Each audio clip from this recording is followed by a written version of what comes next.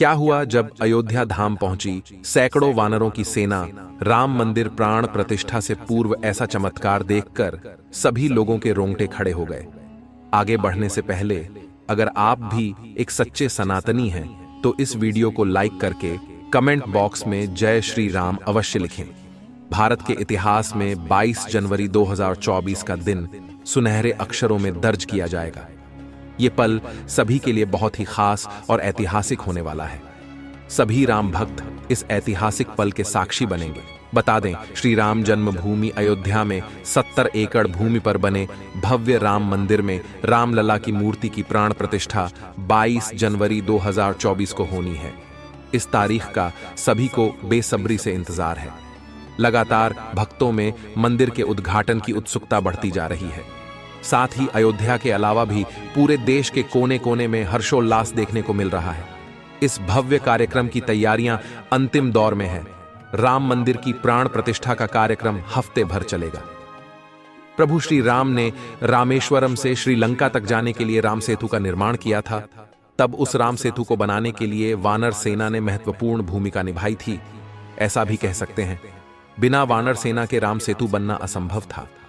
साथ ही साथ अन्य कई पशु पक्षियों ने भी राम सेतु बनाने में अपना अनमोल योगदान दिया था, जिसमें कई गिलहरियां, भालू व गिद्ध पक्षी भी शामिल थे। यानी कि सभी की मेहनत का परिणाम हमें एक मजबूत राम सेतु के तौर पर देखने को मिलता है। इसके बाद प्रभु श्री राम ने रावण का वध किया और पुनः अयोध्या लौटे। तब धूमधाम से दीपावली का पर्व मनाया गया। लेकिन दोस्तों, वही दीपावली का पर्व एक बार फिर से होने जा रहा है, क्योंकि 500 वर्षों का कड़ा संघर्ष अब सफल हो चुका है। 22 जनवरी 2024 को राम मंदिर में राम की प्राण प्रतिष्ठा होने वाली है। हम हिंदुओं के लिए यह बहुत दुखद की बात है कि जीते जी हमारे प्रभु राम लल्ला को तंबू में रहना पड़ा। लेकिन कहते हैं न, सच्चाई को कितना भी दबाया जाए, एक दिन वह सामने जरूर आती है। अब जैसे जैसे प्राण प्रतिष्ठा का समय नजदीक आ रहा है, वैसे वैसे कई चमत्कार अयोध्या में देखने को मिल रहे हैं। हाल ही में गिद्धों का बहुत बड़ा झुंड अयोध्या में देखा गया है। ऐसा कह रहे हैं यह गिद्ध कई सालों पहले विलुप्त हो चुके थे, लेकिन अचानक से इन गिद्धों का सामने आना रामायण से जुड़ा बहुत बड़ा चमत्कार बताया जा रहा है। साथ ही साथ अयोध्या के लोग इन्हें जटायु का वंशज बता रहे हैं और उनकी पूजा कर रहे हैं। लेकिन दोस्तों, अयोध्या राम मंदिर के आसपास वानरों को भी बड़ी संख्या में देखा जा रहा है। आज से पहले इतने वानर इस क्षेत्र में कभी नहीं दिखाई दिए। लेकिन जैसे जैसे प्राण प्रतिष्ठा का समय नजदीक आ रहा है, सैकड़ों के झुंड में वानर राम मंदिर पहुंच रहे हैं। हनुमान जी को भी वानर का ही रूप कहा जाता है। साथ ही साथ लंका पर विजय हासिल करने के लिए प्रभु श्री राम का साथ भी वानर सेना ने ही दिया था। यानी कि राम जी का वानरों के साथ सीधा संबंध है। जब उनकी मुलाकात सुग्रीव के साथ हुई, तब उन्हें एक नई दिशा मिली, एक नई सेना मिली, लंका पर विजय पाने का एक हौसला मिला। अगर यह वानर नहीं होते तो लंका पर विजय पाना मुश्किल था। लेकिन दोस्तों, अब जब एक बार पुनः श्री राम अपने धाम लौट रहे हैं, तो उनके साथ कई वानर भी अयोध्या नगरी में आते दिखाई दे रहे हैं। हाल ही में लाल मुंह के वानरों के कई झुंड अयोध्या राम मंदिर के आसपास देखे गए हैं। साथ ही साथ कुछ भालू भी, जिन्हें जामवंत का रूप कहा जा रहा है, वह अचानक से इस क्षेत्र में पाए गए हैं। दिन प्रतिदिन अयोध्या में काफी चमत्कार बढ़ रहे हैं। ऐसे पात्र जिनका संबंध रामायण के साथ जुड़ा हुआ है, जब वह एक एक करके सामने आ रहे हैं तो सभी लोग बड़े हैरान हैं। भगवान राम और रावण के बीच लंका में जो जबरदस्त युद्ध हुआ, उसमें एक ओर थी बलशालियों से भरी रावण की सेना, जिसे बहुत ताकतवर माना जाता था। दूसरी ओर राम के पास एक ऐसी सेना थी जिसने इससे पहले शायद ऐसा कोई युद्ध नहीं लड़ा था। युद्ध में वो पारंगत भी नहीं थी। ये वानर सैनिकों वाली सेना थी। रावण ने पहले इस सेना की हंसी उड़ाई, फिर राम की वानर सेना से दुश्मन के छक्के छुड़ा दिए। ये युद्ध जीता। लेकिन इस शानदार विजय के बाद वानर सेना का क्या हुआ, ये किसी को नहीं मालूम। भगवान राम जब युद्ध करने के लिए लंका पहुंचे, उन्होंने रावण की मजबूत सेना के खिलाफ युद्ध शुरू किया, तो उनकी सेना में केवल वानर थे। इस सेना को राम और लक्ष्मण ने मोटे तौर पर दीक्षित किया। युद्ध में जीत के बाद ये लंबी चौड़ी सेना कहां चली गई? वाल्मीकि रामायण के अनुसार श्री राम रावण युद्ध में वानर सेना की महत्वपूर्ण भूमिका थी। सवाल यह है कि जब श्री राम ने युद्ध जीत लिया, वह इसके बाद अयोध्या आ गए, तो वानर सेना का क्या हुआ? इस वानर सेना का नेतृत्व करने वाले उस समय के महान योद्धा सुग्रीव और अंगद का क्या हुआ? वीडियो को अंत तक देखते रहिए। आगे बड़े रहस्य से पर्दा उठने वाला है कि आखिर राम रावण के युद्ध के बाद वानर सेना का क्या हुआ। आज जो अयोध्या में वानर सेना दिखाई दे रही है, क्या इनका संबंध रामायण के साथ जुड़ा हुआ है? लेकिन पहले जान लेते हैं राम मंदिर का महत्वपूर्ण इतिहास। पौराणिक मान्यताओं के अनुसार उज्जैनी के राजा विक्रमादित्य जब यहाँ आखेट करने आए तो उन्हें उजादाह भूमि पर कुछ चमत्कार दिखाई देने लगे। खोज की तो पता चला कि ये श्री राम की अवध भूमि है। इसके बाद उन्होंने यहाँ श्री राम के भव्य मंदिर का निर्माण कराया, जिसमें काले रंग के कसौटी पत्थर वाले 84 स्तंभ थे। समय समय पर यहाँ राजाओं मंदिर की देखभाल की, लेकिन 14वीं शताब्दी में जब भारत में मुगलों का शासन हुआ तो श्री राम जन्मभूमि को नष्ट कर वहां बाबरी मस्जिद बना दी गई। 1525 में राम जन्मभूमि मंदिर को बाबर के सेनापति मीर बांकी ने ध्वस्त करवाया था। बाबरी मस्जिद की 3 गुंबद थी, जिसके बाहरी हिस्से में एक चबूतरे में श्री राम के बाल स्वरूप की पूजा होती थी। इसे राम चबूतरा कहते थे। लेकिन 1939 में बाबरी मस्जिद के मुख्य गुंबद के ठीक नीचे वही मूर्ति निकली जो सदियों से राम चबूतरे पर विराजमान थी। बाबरी मस्जिद और राम जन्मभूमि मंदिर पर सालों चले विवाद के बाद आखिरकार श्री राम की अपनी जन्मस्थली पर प्राण प्रतिष्ठा हो रही है। राम मंदिर के लिए कुल 37 एकड़ जमीन है, जिसे 2 एकड़ में मंदिर बन रहा है। पहले मंदिर के मुख्य शिखर की ऊंचाई 128 फीट थी, अब यह 161 फीट होगी।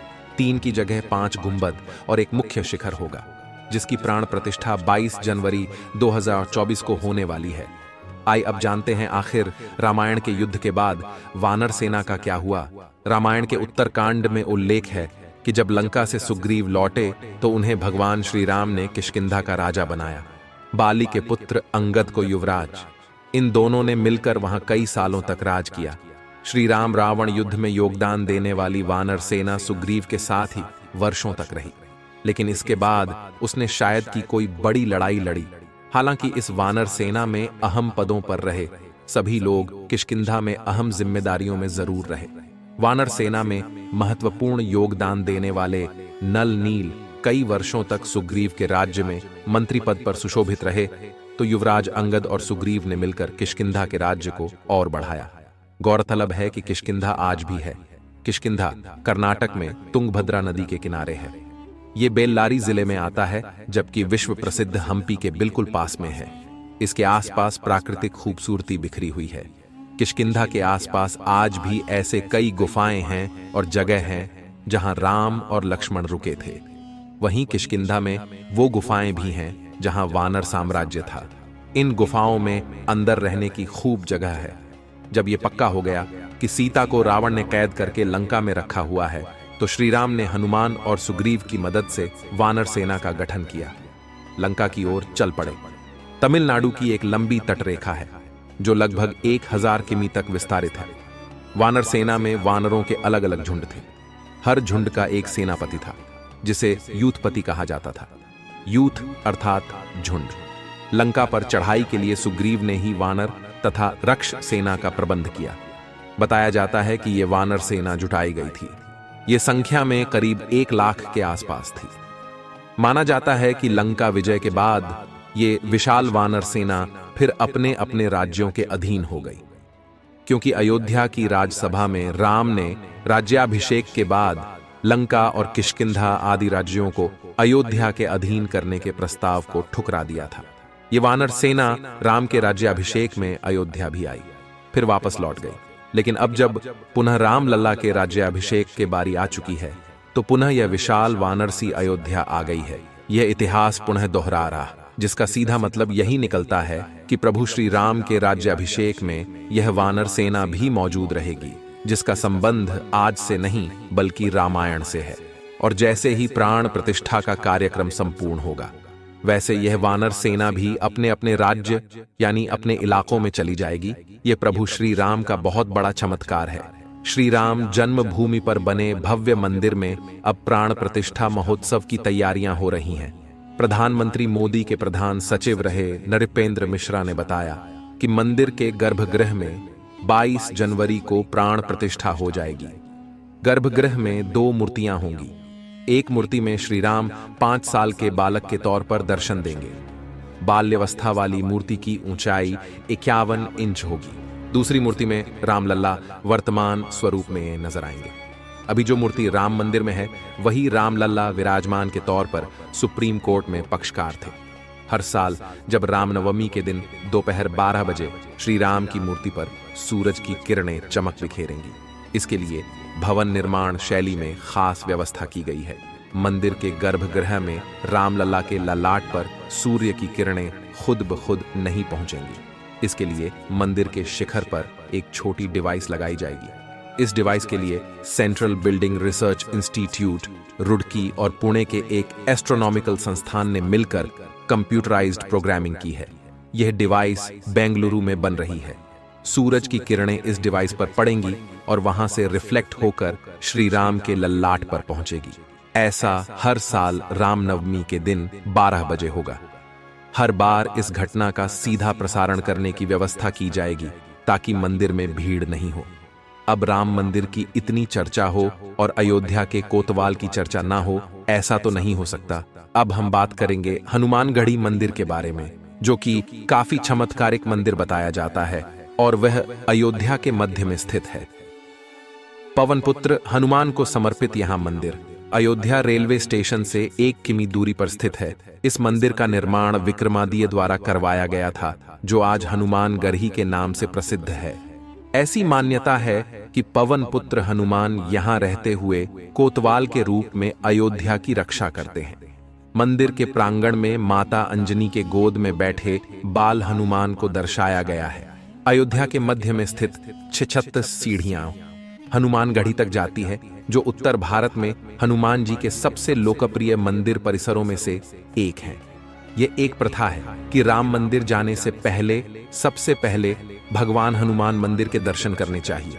मंदिर में हनुमान जी की मां अंजनी रहती हैं, जिसमें युवा हनुमान जी उनकी गोद में बैठे हैं। ये मंदिर रामानंदी संप्रदाय के बैरागी महंतों और निर्वाणी अनी अखाड़े के अधीन है। कहा जाता है मंदिर में भगवान हनुमान की चमत्कारिक शक्तियां मंदिर में दर्शन करने आने वाले भक्तों को कभी भी निराश नहीं होने देती। दर्शन को आए भक्तों की मनोकामनाएं पूर्ण होती हैं। जब रावण पर विजय प्राप्त करने के बाद भगवान राम अयोध्या लौटे तो हनुमान जी यहां रहने लगे। इसीलिए इसका नाम हनुमानगढ़ या हनुमान कोट रखा गया। यहीं से हनुमान जी रामकोट की रक्षा करते थे। मुख्य मंदिर में पवन सुत माता अंजनी की गोद में बैठते हैं। 1855 में मुसलमानों ने मंदिर को नष्ट करने का प्रयास किया। मुसलमान हनुमानगढ़ी को मस्जिद बना देना चाहते थे, लेकिन वे ऐसा करने में सफल नहीं हो पाए। इतिहासकार सर्वपल्ली गोपाल ने कहा है कि 1855 का विवाद बाबरी मस्जिद राम मंदिर स्थल के लिए नहीं, बल्कि हनुमानगढ़ी मंदिर के लिए मुसलमानों और रामानंदी बैरागियों के बीच हुआ था।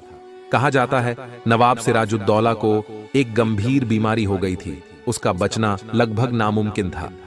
नवाब यहां पूजा अर्चना करने वाले बाबा अभय रामदास जी के पास आया। बाबा ने भगवान हनुमान जी से नवाब की अर्जी लगाई। वह नवाब को हनुमान जी से प्रार्थना करने को कहा। नवाब ने भगवान हनुमान जी से प्रार्थना की और नवाब चमत्कारिक रूप से स्वस्थ हो गया। उसके बाद स्वामी अभय रामदास जी के निर्देश में सिराजुद्दौला ने इस मंदिर का पुनर्निर्माण कराया। राम मंदिर का इतिहास सदियों पुराना रहा है और अब जो प्राण प्रतिष्ठा होने वाली है वह बरसों के संघर्ष का नतीजा है, कई शहीदों के बलिदान का प्रमाण है और हजारों कार सेवकों के हौसले का प्रतीक है। आशा करते हैं आज की वीडियो से आपको जबरदस्त ज्ञान की प्राप्ति हुई होगी। अगर आपको भी वीडियो पसंद आई है तो आप लाइक जरूर करें, कमेंट बॉक्स में जय श्री राम लिखें और हमें सपोर्ट दिखाने के लिए इस चैनल को सब्सक्राइब करके बेल आइकन को प्रेस कर लीजिए। अभी के लिए आप सभी को हर हर महादेव।